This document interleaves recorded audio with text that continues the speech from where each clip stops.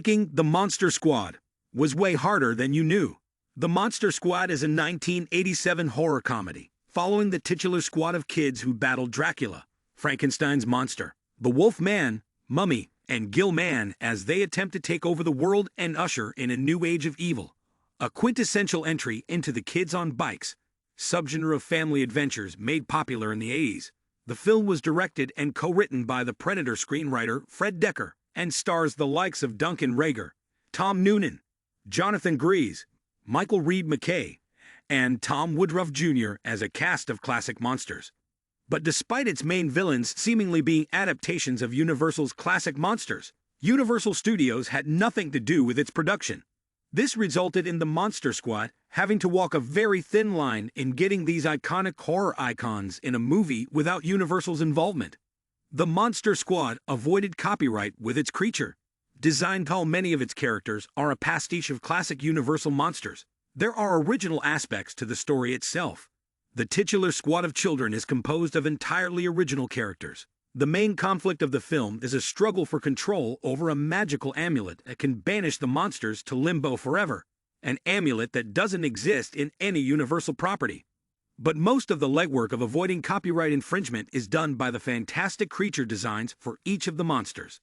Legendary special effects artist Stan Winston was quoted in Richard Krause's book, Son of the 100 Best Movies You've Never Seen, via Mental Floss, as saying, "Although we're doing a movie that was a takeoff on the Universal classics, none of our designs infringed on the original designs of the Universal characters. There were subtle changes.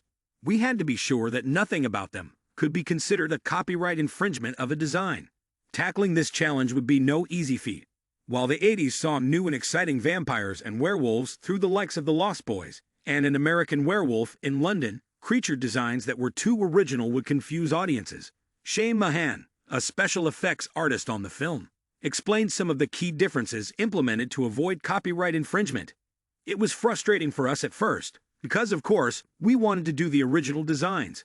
But we couldn't. The Frankenstein monster looks a bit like the Karloff creature. But instead of bolts in the neck, he has bolts in the forehead."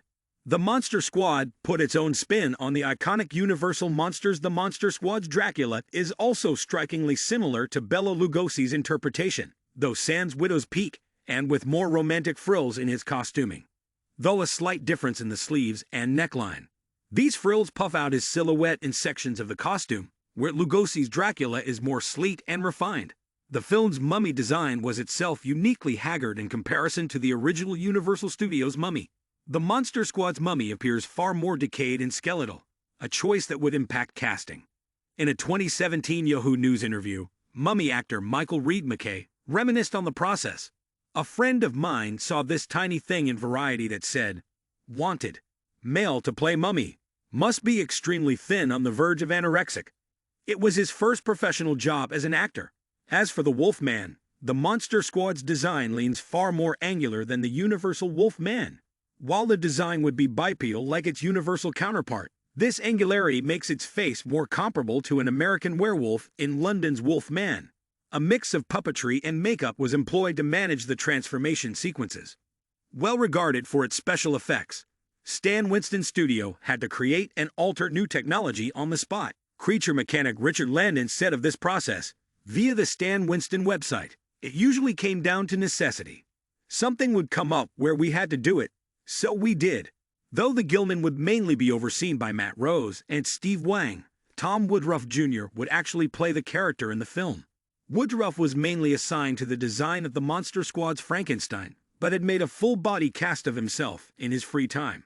When the role was not yet cast, Woodruff begged Winston to let him play the role, saying, "I distinctly remember sitting in Stan's shop, pointing to that body cast that was there and ready to go, and saying, 'Stan, I can do this. Let me play the Gillman.'" The Monster Squad would be his first credited acting role, and Woodruff would later go on to win the Oscar for Best Visual Effects for the 1992 dark fantasy Death Becomes Her. The Monster Squad not being produced by Universal Studios is actually a good thing. In being a pastiche, the film isn't beholden to pre-established characterizations, lore, or creature designs, and while the monsters must look close enough to their Universal counterparts that we, the audience, recognize what they're meant to represent, The creative liberties taken enabled Winston, Woodruff Jr., and their team to create some stunning effects. It is because the film exists in this strange space between parody and adaptation that it isn't required to maintain brand integrity, or acknowledge storylines or character dynamics canon to the Universal films. Whereas a Universal picture like this would require heaps of planning and established films leading to an eventual crossover, as evidenced by the failed Dark Universe attempt, the Monster Squad can just jump right in. The film is able to take all the best, most beloved, and recognizable aspects of each monster without having to adapt any of their less interesting qualities. To modern audiences, the idea of lampooning a popular cinematic universe is nothing new. But what makes the Monster Squad distinct from its contemporaries is an earnest appreciation for its source material. There's a certain level of self-aware, almost mean-spirited comedy about a lot of modern pastiches. But the Monster Squad is, above all else, utterly sincere. The film is for children and adheres to the imaginations and play logic of that very audience. The Monster Squad at its core does not care if you think it's ridiculous that Dracula should be defeated with a garlicky slice of pizza, a mummy could be unraveled into dust, or the cool punk 8th grader could make silver bullets out of his mom's silverware to shoot a werewolf. In many ways, Monster Squad is a brief, but delightful, peek into what films like this could be when not bogged down by IP battles and established cinematic universes.